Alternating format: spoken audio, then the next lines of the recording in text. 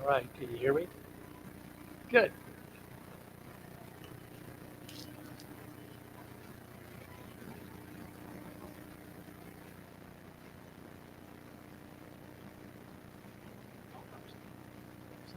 Clips are different than what I'm used to. There. All right, well, good morning. Thank you so much for being here. Thank you for being in the Lord's house. And uh, we were heading out on this trip. All of a sudden, we realized too, they have me scheduled for Easter Sunday. Like, maybe the pastor didn't know it was Easter or something. But then I thought about something. I said, wait a minute. The neat thing about Christianity is yes, we have an empty tomb, but we have hundreds of millions of changed lives that have a testimony that is proof that he is risen from the dead. Even if we didn't know where the empty tomb was, we didn't know whatever, the testimonies of the hundreds of millions of people worldwide that could stand up and say, my life is a testimony that he is risen from the dead. He is alive and well, and I know it because of what he's done in my life. And I realized, wait, giving a testimony on Easter Sunday is one of the best things you could ever do because it totally uh, validates that. But also, as Pastor was talking about Christianity, um, we've had the opportunity to speak in prisons in Alabama and South Carolina as a family, going and sing and then share the gospel and stuff. And um, it's it's as I prepared for that to talk to those men about Jesus and how he's different, I thought something that it's pretty simple, but I haven't heard many people talk about it. Christianity is the only religion of the thousands of religions in the world, thousands, where the actual God of that religion came to prove who he was. All the other religions, there's supposed prophets or whatever, and God had his prophets too, but he goes, that's not good enough. I am coming. And then I'm going to do things that no one can do to prove who I am. He knew he had designed us as logical creatures that want evidence, evidence that demands a verdict. He's going to give us, he knows we're not just, well, whatever, it's blind faith. It's not blind faith. The evidence that Jesus Christ is who he said he is overwhelming to anyone that look at it. The creation is overwhelming. You look at a honeybee or an apple blossom or a rose petal, you're like, no, it had a design clearly. But he came. It wasn't good enough just to send prophets, that most of them were rejected anyway. He said, no, I am coming and I'm going to heal the sick and raise the dead. And then I'm going to do the ultimate thing so they can have confidence in who they're following. I'm going to allow them to kill me so that will pay the penalty for their sins. But then I'm going to show them I have victory over death. And I'm going to come back to life. For them to realize, okay, I'm following someone that death has no power over. That's like someone worth following. Muhammad's in the grave, and all the other Joseph Smiths, and all the different people that said, follow me, Buddha. Where are they? They're rotten in the ground. I mean, their bodies, they didn't come back. It would show they didn't have anything that was eternal and lasting. But I just wanted to remind you of that because it's the only one. You can line them all up and say, which religion did the God himself come and prove it? Christianity, Jesus Christ. What's the only book that explains everything from the beginning to the end? It's the Bible. There's all these other theories or this, but it's no, in the beginning, God created the heavens and the earth. It's very simple. And man hates that because he wants to come up with some complicated, enslaving thing to get you to believe in man instead of God. But anyway, I just, as you were talking, I thought we have so much. But each one of you are proof that Jesus Christ is alive, that he's risen. And don't ever forget that. When you're talking to someone about Christ, I don't know what to tell them your testimony. No one can argue with your testimony, what a difference he's made in your life personally. And plant those seeds. If they're not interested, that's their problem. They can deal with God over that. But you've been faithful to say he is risen, and my life is proof of that. 3 verses that really go along with kind of the testimony I'm going to give you of just God's faithfulness to my family. So it's just a personal thing but we look back over the last 10, 15 years in our family and go, our God has been so faithful to us. I want to share that with people to encourage them because if you're born again, he's your God too. And he's alive and well. He's not lost any power or any ability to do whatever he wants to do through us. But the three verses are this: Proverbs 14:12. It's one of my favorite verses in the Bible that God gave us. It says this: there is a way which seemeth right unto a man, but the ends thereof are the ways of death. That verse is stated twice in the book of Proverbs. And the gift of that verse is this: God's telling us very clearly, you can be on a path that seems right when it's not. That's how alert we need to be, how discerning, how much we are in need of wise counsel, how much, because no, God says, no, you can be on a path that seems right, but it ends in death. And so we're like, oh, so it makes us be very sober-minded in this world, because I don't want to be on the path that seems right. I want to be on the one that is right. And so I love that verse. Another one in Proverbs is Proverbs 3, 5, and 6. And hopefully most of you memorized that when you were little or whatever, or have recently. But it says this: trust in the Lord with all thine heart, and lean not on thine own understanding. In all thy ways acknowledge him, and he shall direct thy path. What a promise. But another, just a warning in the midst of it. Trust in me is what he said. Trust in the Lord. Lean not on your own understanding. Don't you do what you think is right. You're going to be on that path that seems right, but is not right. You just trust me, and I will direct your path. I don't understand, Lord. Why you just be quiet and obey. He goes, I know what I am doing, and then I will direct your path. What an incredible blessing and promise. You're going to open the doors and close the doors, and yeah, if you just trust in me. Don't you keep thinking, well, it doesn't make sense, Lord. Don't you question me. Just trust. Don't lean on your own understanding. Anyway, I love that one too. It's such a promise. You young people here, I mean, that's at a young age, he just said, I'm in. God, I know you are God. I'm going to trust in you. I want you to use me. I want you to do something with my life. I don't want to do all the things everybody else is doing, wasting their time chasing things that are empty and meaningless. I want to have a life that 100 years from now people would look at and say, wow, look what God did in those people's lives. Just like the people there are our heroes today, the Jim Elliot or whatever, the missionaries to Ecuador back in the 50s, and they got killed, massacred by the tribal people down there. And we look at that, man, isn't that awesome? Well, that's because they were trusting in the Lord. He had a plan in the midst of something that didn't look like it was a good plan. What's the plan? You go down there, you try to make communication with them, and then you get killed. And most people, especially in 50s America, saw that and they're like, why would they do that? But I've heard the testimony of at least 3 different men, Chuck Swindoll, Charles Stanley, and Dr. D. James Kennedy, who were 3 really famous pastors in the 80s and 90s and up to today even. And all 3 of them said they were young men when that happened. And that's the moment they said, I'm giving my life to the Lord. If they're willing to die for him, and who knows how many thousands and millions of others. I know I was influenced when I read those books through Gates of Splendor about that story. But that's a powerful thing. Romans 8:28 is the last verse, and you're probably familiar with that one as well. And we know that all things work together for good to them who love God and those who are called according to his purpose. What a blessing that is. So a death or some tragic thing happens in your life, you're like, oh, things you did not want to happen.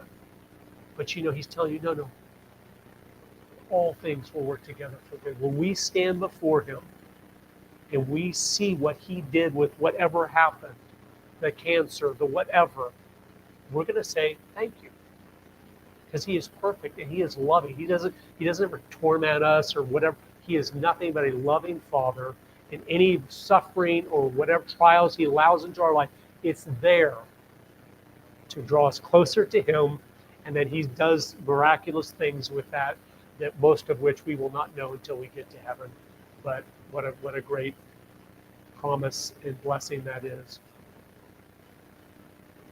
I was 32 years old, been raised in a good Christian family, and went to church every Sunday and everything. But I realized something. He had kind of shaken me up with some things in my life where I started to realize something. I realized my whole life, I've always told God what to do. God, would you bless my restaurant? Would you help me have a nice day? Would you, just like he's my bellboy, that I'm always telling what to do. And he really got a hold of me at 32, and I realized, what am I doing? He is God. He's supposed to be telling me what to do. And I repented, and I really did. I was like, God, I'm so sorry. I was raised in such a way that I know what the truth is, but I've always just tried to use you to my benefit and stuff. I'm sorry. Please forgive me for wasting 32 years. I want to do what you put me on this earth to do. Whatever it is. I don't know what it is, but I know you knit me together inside my mother's womb for a purpose. And if I'm not doing what that is, would you direct me to do that? And I meant that. I started reading the Bible several hours a day and praying, God, I just want to do things your way. Well, for a couple of years, he didn't change anything in my life. I was still in the restaurant business. I was doing that. But he started changing my heart instantly, slowly. He started giving me a heart for my family, for my wife, for my kids, where I started to just be, I need to spend more time with my kids. And I just had a few little ones at that time. And I'm like, I just all of a sudden I was burdened with family. I go, God wants me to be a leader to these. And so he started changing my heart. It made me really want to come home and do a business from home or something, but I didn't know what that would be. But I started praying, God, I'd love to come home and do something that my children could help me in so I can spend that time with them, to influence them. But I don't know what it is. So for 2 years, I prayed that I'm willing to do whatever you want, and nothing changed. And then one night, a gentleman came into the restaurant, and he asked for the owner, and I was cooking in the kitchen. I came out, and he said, will you sell me this place? It wasn't for sale. And I thought, you want to be in the restaurant business? He said, no. I said, what do you want the place for? He goes, I'm going to tear the restaurant out here and put my office in here. It was a beautiful location in Boise, Idaho. It was on the second story of a building with a big balcony that wrapped around it. And it looked over the Capitol Dome, and there was mountains in the background. It was just a beautiful setting. And he was going to rip the restaurant out of there and put his office. But right when he started talking to me, all of a sudden, that still small voice, I heard God saying, it's time to come home. And I sensed that. I was like, okay. And I worked out a deal. We actually literally closed, I think it was like 21 days, which is unheard of in a commercial property and things. But I just knew God had said, it's time to come home. I didn't know what I was going to do. At that time, we had 6. I think we were just expecting number 6 that week, the week that we sold the restaurant. So 6 kids, no job, and sold the restaurant. But I felt God was in it. I knew it's time to come home.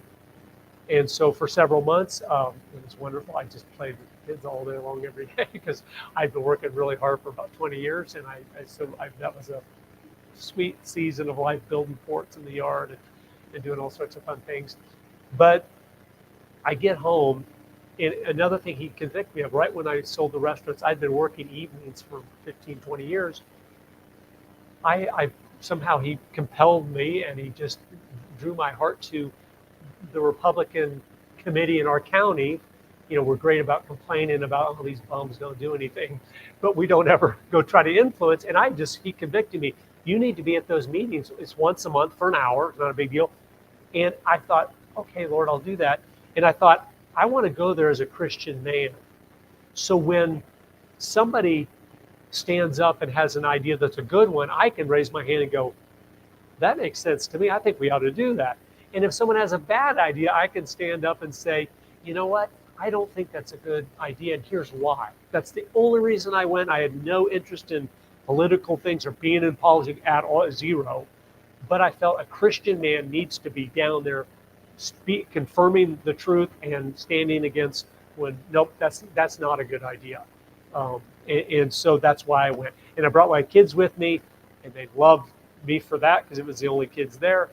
And so I started doing that. Well, a few months after starting that, he convicted me to go do that, which is so amazing. A guy that had been elected as the representative for our district, he finds out he has a heart condition. He was just elected and he steps down. So his seat opens up. And I saw it in the paper at home, and I told my wife, man, I hope we get a decent guy representing us this time. Because he was a Republican, but he was pro-choice. He was just no good. He was a liar, because our platform is pro-life as you can ever be in Idaho. And so I said that, and she said, you ought to do it. And I was like, no, no way. I have zero interest in that, and I did. I really had none. But God pricked my conscience. He goes, are you the boss or am I the boss?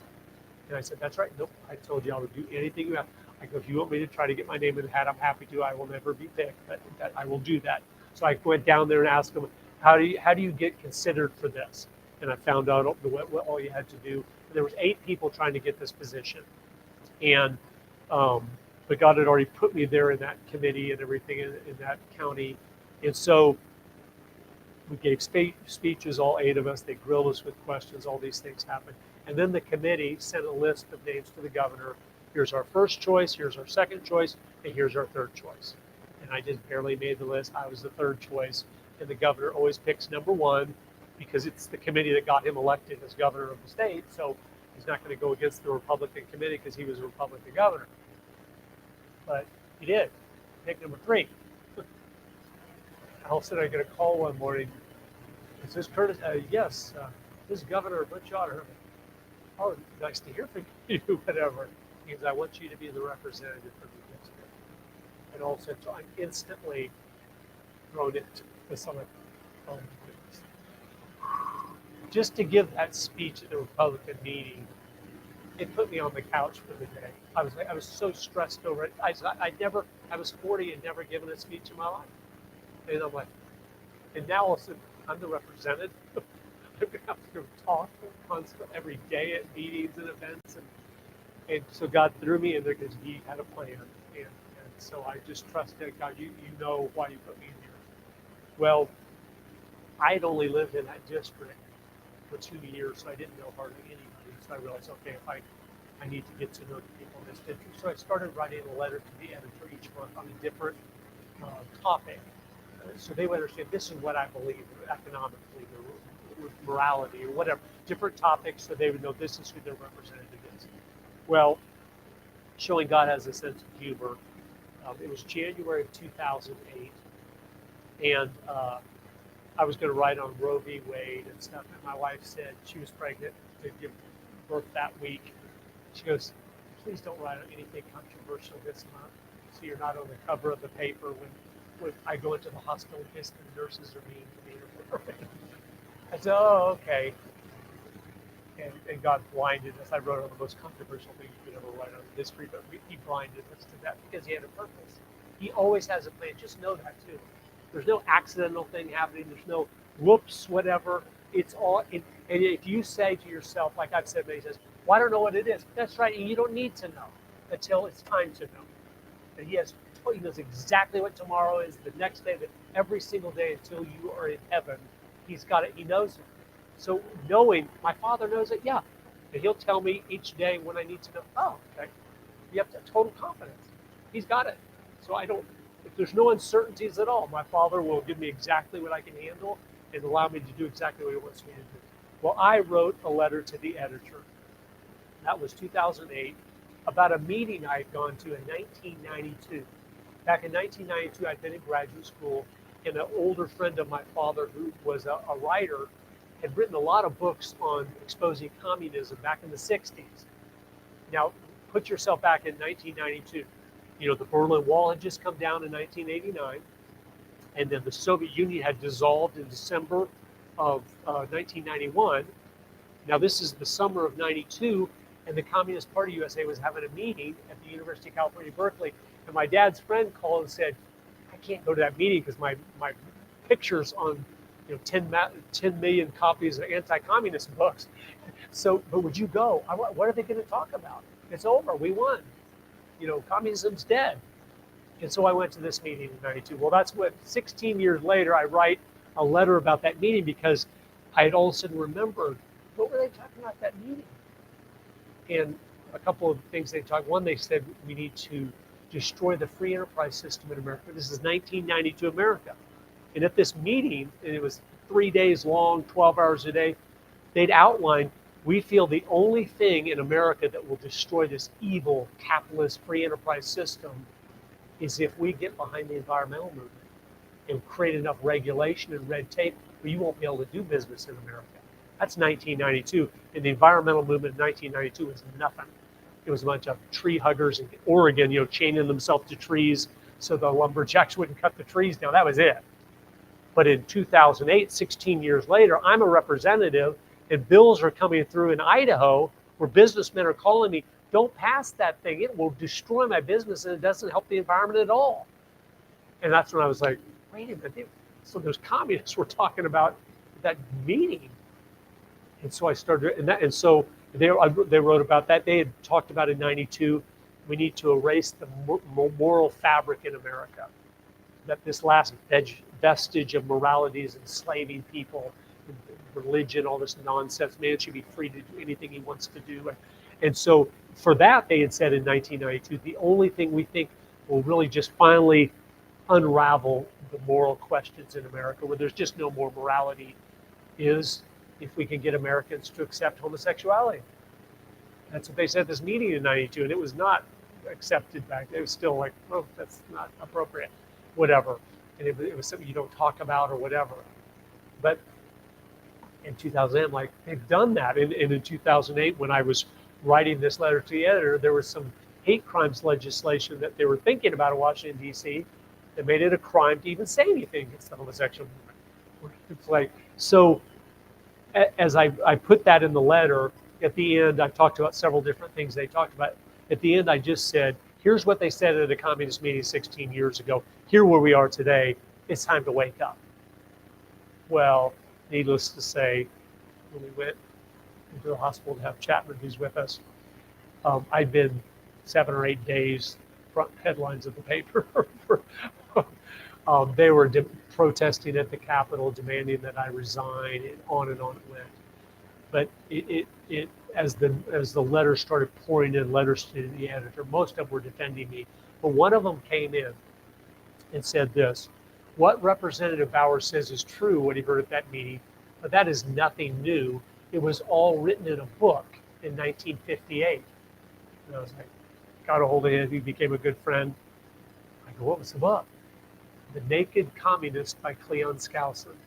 He had been an FBI agent, and he had gathered together all the intelligence they'd gathered from FBI agents who were in undercover in communist cells all over America back in the 30s, 40s, 50s, listening. What are they talking about? They were in the groups.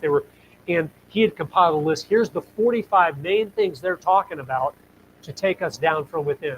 Let me just read you a few of these, because it'll maybe answer some of the questions. Why are we where we are today? Our educational system.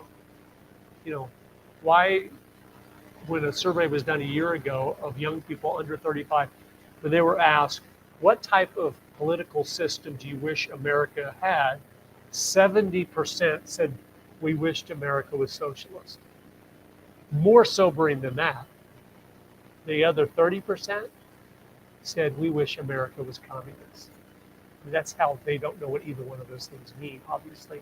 But listen to this. This is a goal from 50s America. Goal number 17, get control of the schools, use them as transmission belts for socialism, soften the curriculum, dumb them down, and get control of teachers' association. It's the transmission belts for socialism. That means you start teaching as if socialist ideas are fair, they're just, they're good. Who's not for equity and equality? And so the kids are like, yeah, we want socialism. Not knowing, no, we've already tried that. And the reason it will never work, and we need to know this as Christians, is because God will not allow it to work. It defies his principles. So it's like, it doesn't matter whether it's the Pilgrims, their first year tried it. I mean, honorable, moral people that love each other, love God, and it crumbles, they almost starve to death. Or if it's evil totalitarians doing it, it does not work, because it cannot work, because God will crush it under his fist, because it is defined principles he's put in place. Like if a man doesn't work, neither shall he eat. And so when you say, no, everyone's eating anyway, God says, oh, no, they won't.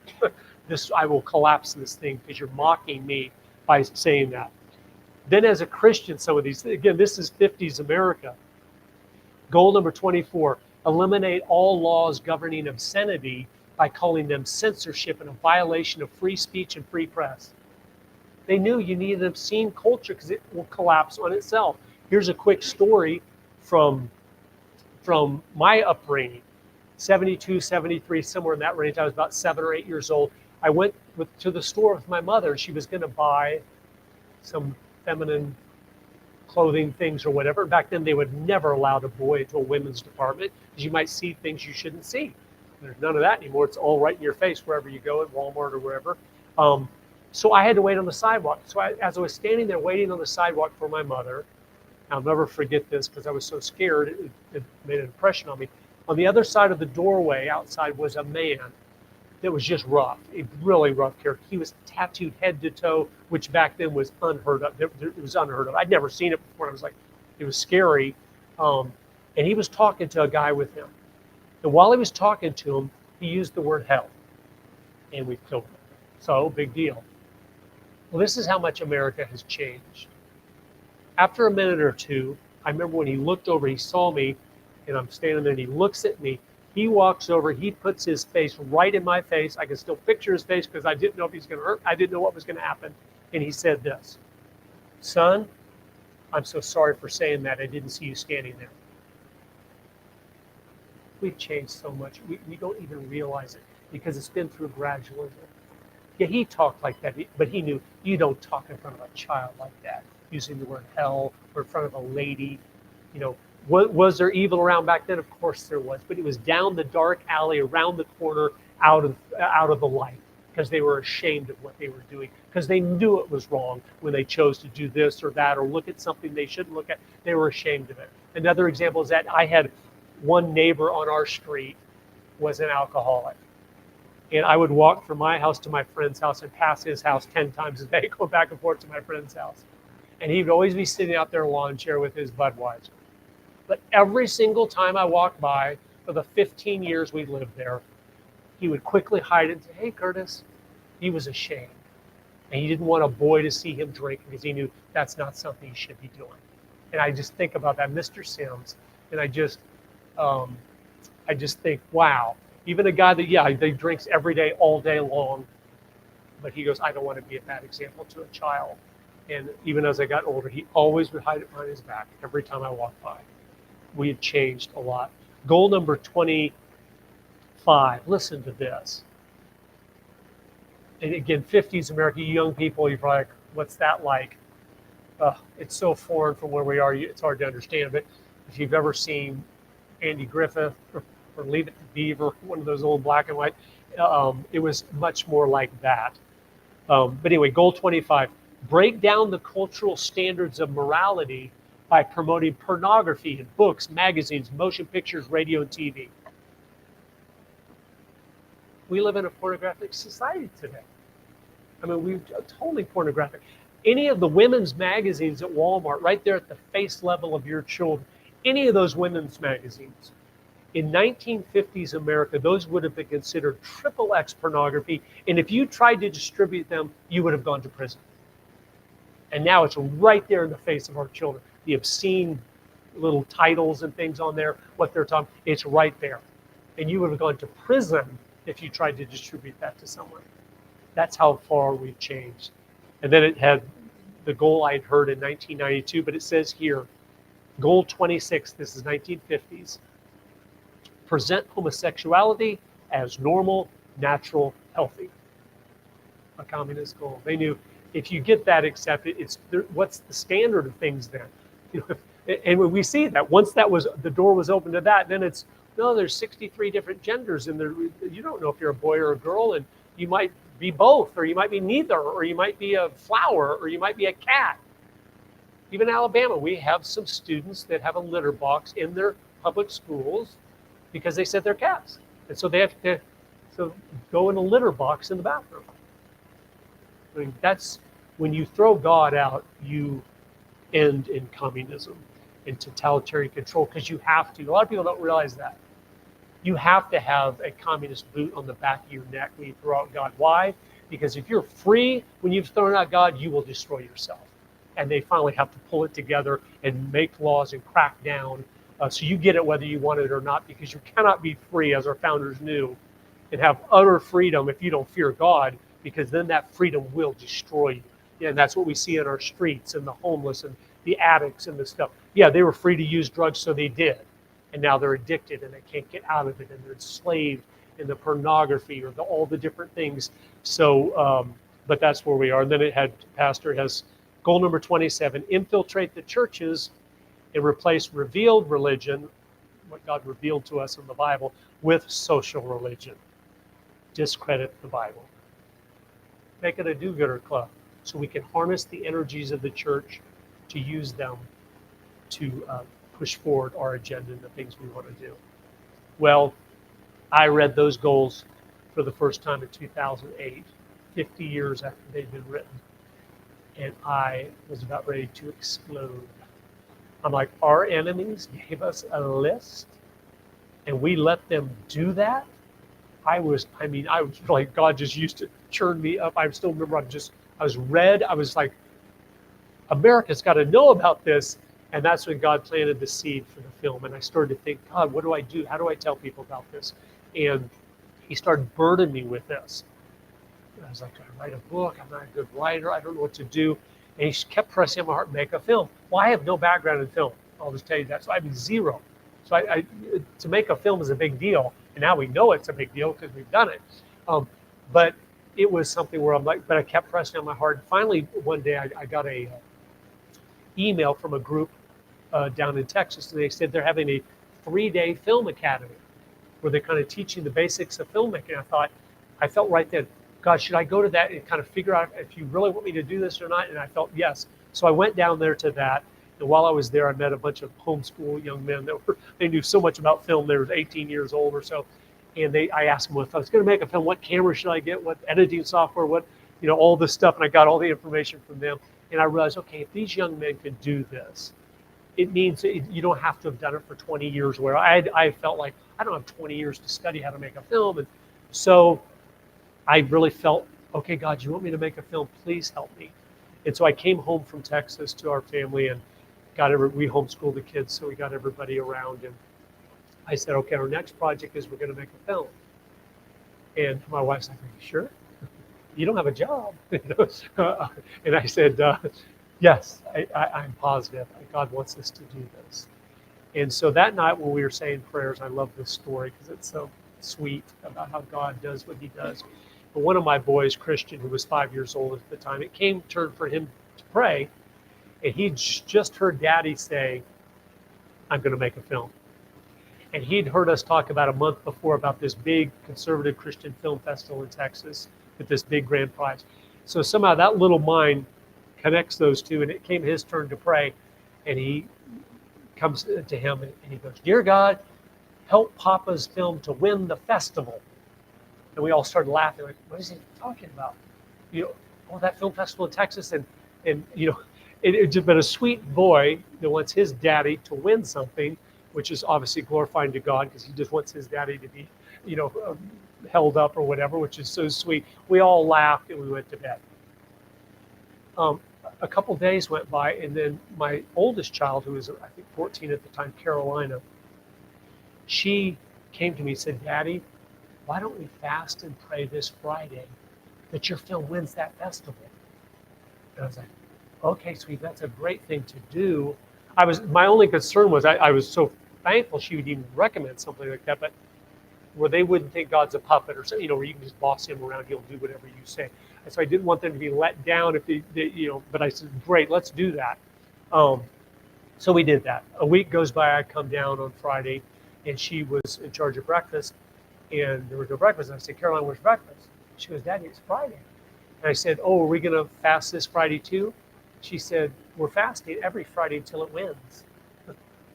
So we started fasting every Friday, that the very first film we'd ever made in our life, and we didn't know anything about it, would win the largest single cash prize film festival in America, and we kept doing that. But then all of a sudden, God taught me an incredible lesson. all of a sudden I had all these kids and stuff, but I'd never used them for anything. I always did the stuff. I'm the provider. I'll do my stuff. You guys go out and play. But all of a sudden, God had given me something I am not capable of doing by myself. And so I'm like, sweet. I talked to my wife, like, can you, help me research here who I should interview and look up things for that. And then my daughters who were 12 and 14, I bought a DVD for them of how to set up lights for an interview. And so I go get that and just watch it over and over again till you know how to set up lights to make it look good.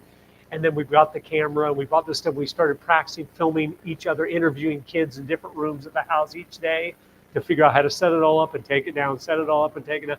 And then we'd watch the videos back each night. And then we started watching good documentaries, the ones we'd go, man, what are our favorite documentaries? And we'd watch them over and over. I'd watch some 5 times in a day, the same film. I go, why is it so good? What is it? And I just took notes, hundreds of pages of notes. Why did that documentary just connect? And why did this other one I eject in 10 minutes? We don't want them to eject our documentary. So how do we do that? And we were praying the whole time, God help us. And every Friday we were fasting.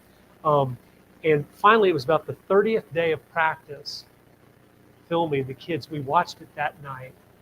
And we go, it looks like one of those movies. And we're ready. So my wife started calling, set up interviews with top people that had studied this topic for 50 years, what had happened to our country. And we started going there. And the kids would travel with me there because they had to help set up the lights and the sound. And so I'd get to these interviews. Ed Meese, the Attorney General of the United States under Ronald Reagan, I'm at Stanford University or whatever.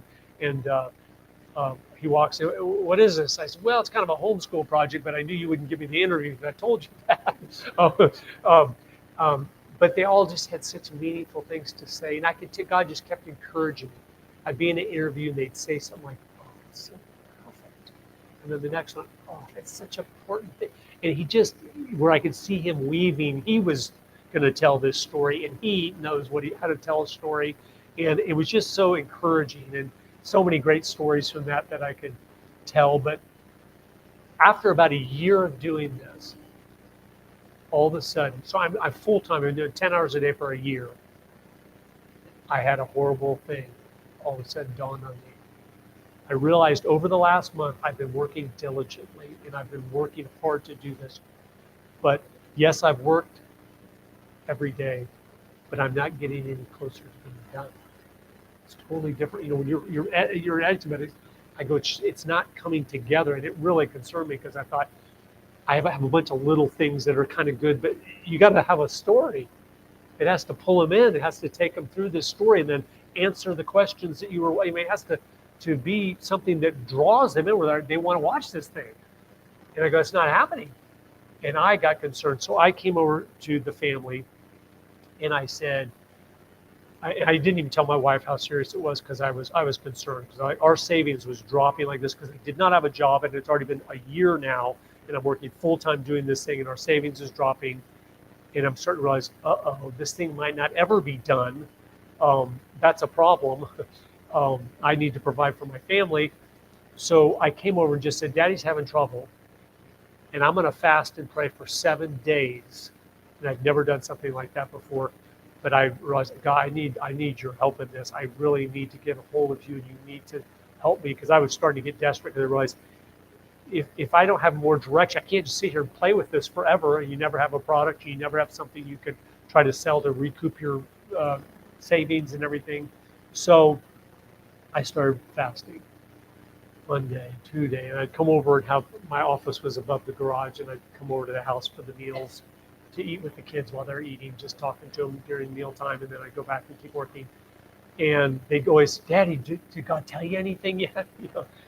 No, not yet. It's day 3, 4, 5, 6. And on the morning of the 7th day, I almost stopped. Don't ever give up on God. Do what you told him you would do. Just be faithful because he will be faithful because he can't be anything else. That's who he is. I was really discouraged. I thought it just doesn't matter. I'm going to eat it. But I didn't. I went over to my office and got down on my knees and I prayed. And I prayed for several hours.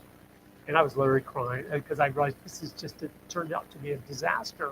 But I was trying to be obedient. I was trying to do what was right. And it was literally no exaggeration. It was exactly 4:30, and I told him a week before, next Friday at 5 o'clock, I'm going to eat. I'm going to fast till then. At 4:30, all of a sudden, God parted the clouds. My mind was crystal clear. I started grabbing for paper. I was scared it was going to vaporize and all of a sudden it became crystal clear. First, you tell this. Second, you do this. Third, this. Fourth, this. And I just wrote this list of this is the order you have to tell this story. And it was just clear to me. And I came over to the house for dinner, and I just love it. It was such a sweet time. Daddy, did God tell you anything? And I said, yeah, he did. He told me exactly how it's supposed to be. There was another 10 months of editing and stuff to get it to be like that. But we finished it. We're still fasting every Friday. And we submitted it. I finished it the last day you could finish it to FedEx it overnight for the deadline of that festival they've been praying about. We got it down there, skin of our teeth, the 4:30 drop off. It has to be there the next day. And we submitted it. And it was a couple months till the actual film festival. We flew down there to San Antonio, Texas for it. And they had all the different awards, and there was thousands of people there. And they came to the last award of the night, the Best of Festival Award, with a $101,000 grand prize. And they called out our film agenda, Grinding America Down. And it was so sweet and so special. I was able to share with the audience that night why God had done this, because my children had fasted for 22 months every single Friday and asking God to do this. And he'd chosen to answer that prayer, which he can do whenever he wants. And it was so special when we came off the stage.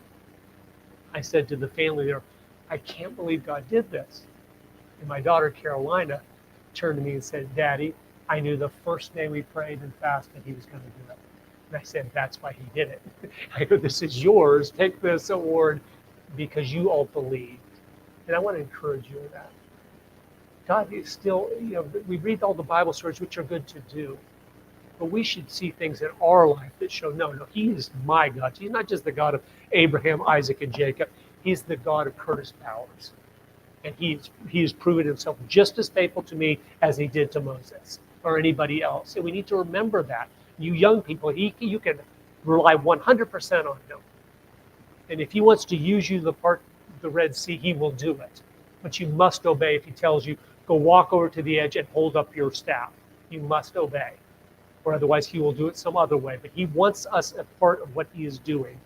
And so we won that festival thing. It was just kind of sobering to, oh my goodness, I can't believe this actually happened. We'd never made a film in our life, and we didn't know what we were doing. Now every time we see a film with all the credits at the end, we go, those people were smart. They got hundreds of people to help them. We didn't know anybody that did it, so we had done the whole thing ourselves, the music, the editing, the filming, every single part of it. But God blessed it, because he will never ask you to do something he is not going to help you do. So the grander it is, just go, great. That means he'll be doing most of the work. I mean, he's going to do it. He never would ask you to do something. When he asked you to start a Bible study, he had a plan. You didn't need to know it. But when they said 9 months later, we want a church and we want it, okay. And then God said, okay, got a perfect place for you. God is God. But we forget it, I think, when we're not dependent on him to be God. We've got it all figured out. I can do everything. I'm totally in control of my life. What do I need him for? And we don't want to live like that as Christians. We want to step out. And if you're following him, he'll always get you to step out, because he wants you to feel that, I can't do this. And he's like, exactly. You thought you could every day of your life before now. You never can do this. You need me, and I will bring it about. So we finished the film. We had a big Thanksgiving dinner and everything. It wasn't Thanksgiving time. The turkey and the stuffing and everything. We were so grateful. And all of a sudden we realized, okay, we finished, which is wonderful. How in the world do we get this out to America? We live in Idaho, out in the middle of nowhere. And so it was like kind of sobering. But we knew right then, we had been so faithful in that prayer. God had grown us so much through that. We realized, wait a minute. And we knelt down in our living room and we said, God, we obeyed. And we took that film and we said, we are giving you this film. This is our loaves and fishes. We are asking you to feed the 5,000. You promised to do that. And he, through a turn of events, I thought he'd help us get some big Glenn Becks or something to push it. We sent it off to everyone we know. 800 different Christian conservative leaders, 800 of them with a personal note. And we heard back from 0, not one responded. And God's like, no, I want you to go pound the pavement. I want you to work at this. And now I look back, I'm so grateful he did. So we could get a bus, we could travel together as a family. My kids would get to meet all of you sweet, wonderful people all over this country. And we would be able to have a hands-on relationship with the remnant that God is using in this country. And so I'm so grateful he didn't. But we started realizing, okay, we need to start traveling. And we did. And so many blessings came from that. I'd never be here with you all and get this privilege of me, my brothers and sisters, and just having this fun time to connect and encourage and build up. I want you to spend the rest of your life doing exactly what God designed you to do. And if you haven't been doing that, please just say, God, I'm sorry. I did that. God, I've wasted 32 years. Would you take what's left and do something with it? And I look at my life since then, I'm just telling you, the fact that I was a representative and I'm a filmmaker, people introduce me sometimes, I go, who are they talking about? And they're like, oh, that's me? Oh, sounds like all that. I go, no, it's nothing. But that's God said, I had a plan. And I wanted you to go influence people. Because I know you'd been quiet for 40 years, watching and listening and learning how to be wise. And so now, then at age, I wanted you to go start speaking. I wanted you to tell them what I had done for you. It's not what you're talking about, it's the truth. You're speaking truth. And what that helped me so much when I first started getting invited to speak everywhere, I realized I felt so inadequate. Like, why are they? And I go, okay, it's not me. It's what I'm talking about. The truth is what is so powerful because Jesus is the truth. And so that's why we want to study the truth and understand the truth. But God has done so many things with the film. I'll just tell you one last thing on that and then wrap up. Because I want to encourage you with this too. Every time you've given a tract to someone sitting on the corner or share the gospel with someone and it didn't seem to happen, or whatever, just know God doesn't waste anything. His word will never return void. I mean, you just know that. But here's one example, one story. I have hundreds of these stories from Agenda that are so neat.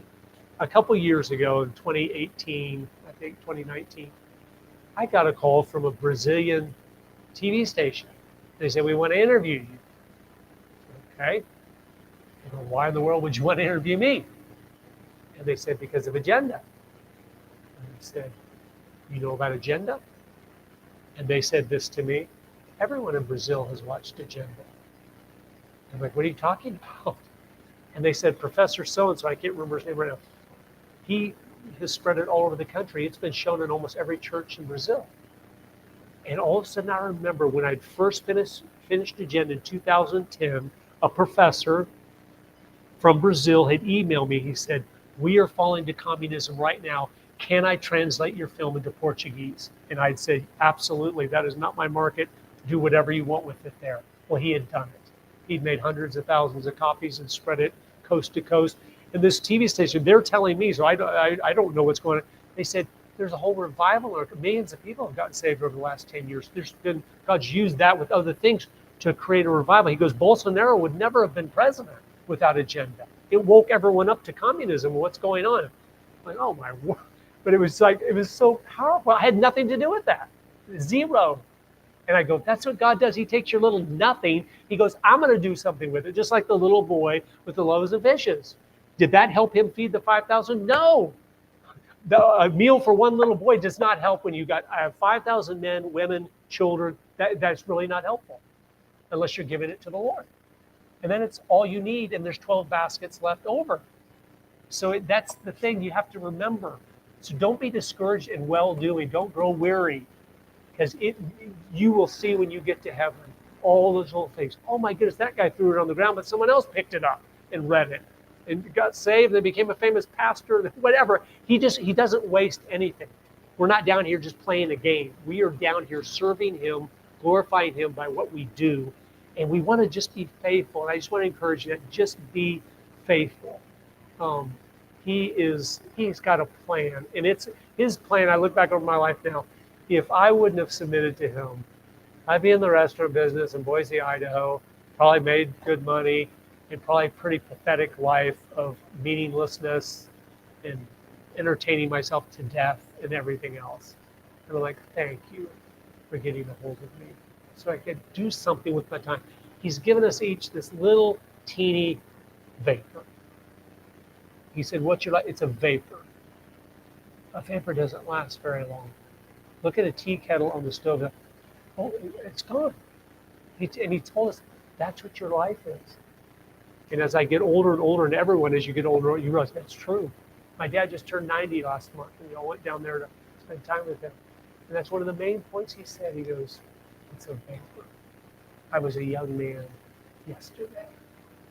And we need to remember that. But when you give him your vapor, he blesses you with being able to be part of what he is doing. And then I know, then he's even going to reward us for that, which is just crazy. Like, you already died for us, you've given us heaven. No, but I'm going to reward. Your life is going to go into the furnace when you stand here one day, and all the precious things that came out that you did to glorify me, you're going to get rewards for that. Which, I mean, that's who he is. He's so, like, we need anything else besides heaven? Yes, because I want to reward you that. But I think a lot of us, all of us, are going to be a little sobered at that moment too, to go, is that all that came out of the 80 years you gave me? But right now we still have use of that time. Right now you can know, today I'm going to follow the Lord. Today I'm going to be faithful.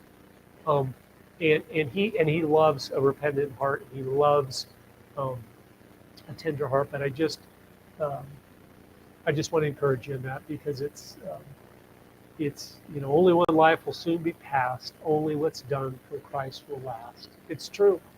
That's it. We have paradise forever in heaven. Forever. Never ends, which we don't understand, but it's a lot better than down here.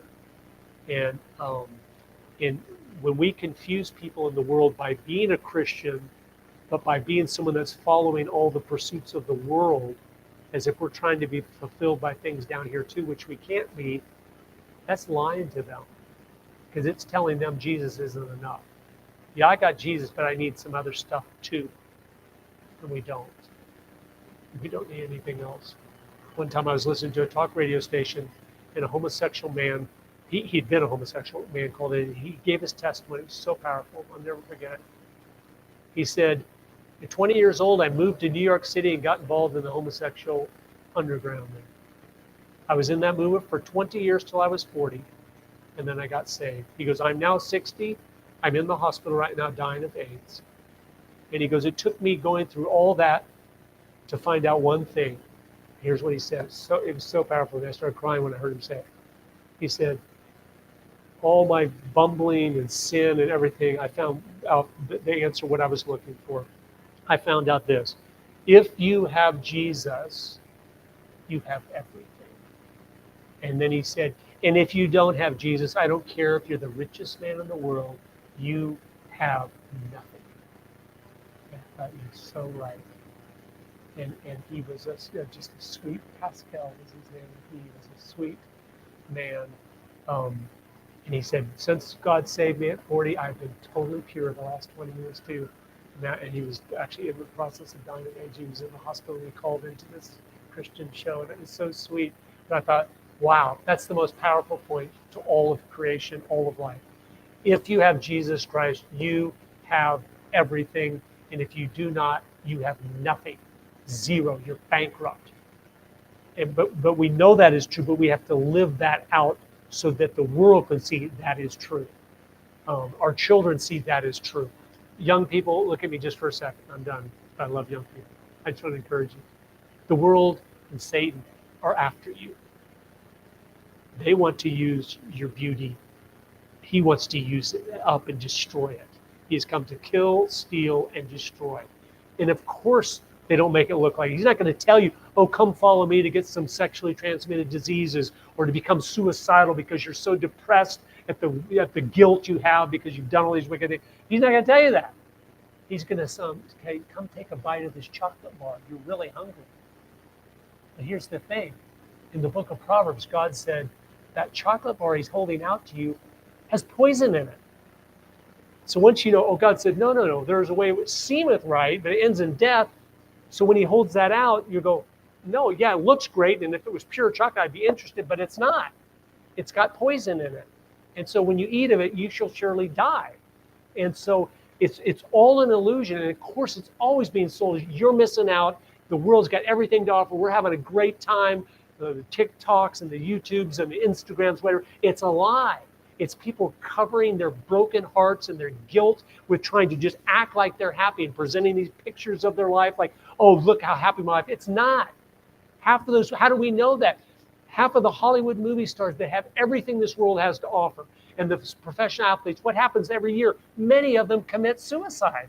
You're like, well, wait a minute. You got everything Satan had to offer. You're beautiful, you're rich, you have 10 Lamborghinis in the driveway, you have millions of dollars in the bank, everyone loves you, and you can't take it one more day. You got to blow your brains out because you're so miserable and empty because what Satan told you, this will fulfill you. Take a bite, was empty.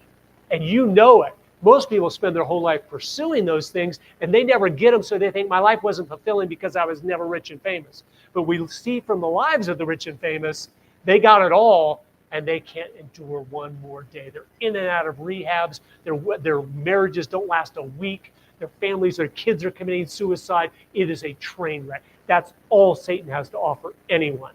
But he doesn't tell you that until you're already hooked in with the chains of addiction and problems and guilt, and you're overwhelmed by your sin and the destruction you've caused because you went down the road that seemed right. And I'm just telling you, kids, don't do it. God needs you as a light to those friends that are on that wrong road where they look over and see, how come you're smiling? How come you're modest? How come you're just kind and loving to others for no reason? Because of Jesus Christ. That's why I am. And that's the only reason I am. Otherwise, I'd be on that same road with you, heading on the highway to hell that ends in destruction. Please turn and come and follow me. I'm following Jesus. The world's so desperate need of that, young people, and so few young people are willing to stand up and do it and just be that example that where people are looking, I'm following them because they're following Jesus. And I just want to encourage you with that. Our world needs it so bad. Everyone is so deceived and so lied to and so hurting, and there's so many troubled people, but we have the hope. We have what they need, whether they know it or not. And so we need to pray that God would use us to be able to share that truth with them. But when they see our life, we have been obedient to God in all the different areas of life. They can see, yeah, Jesus does make a difference. You're different. You don't do what just everybody else is doing. So I want to encourage you in that.